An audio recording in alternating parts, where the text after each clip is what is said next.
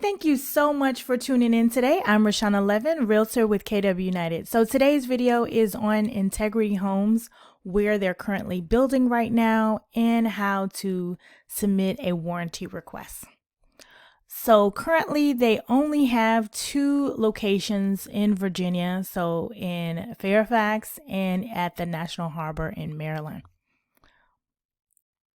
And so now we want to go to the warranty page. So they have the protection plan with a 210 home warranty plan. So they have a 1-year workmanship warranty, 2-year distribution systems. So that's electrical, plumbing, and mechanical systems, and a 10-year structural warranty. And then this is kind of like a map of what things are. And to submit the warranty request, you would sign into your 210 account. So that is all for today's video.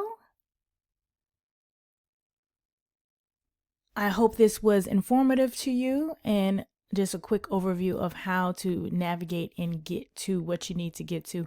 I will put the links that you need in the description below, and thank you for watching.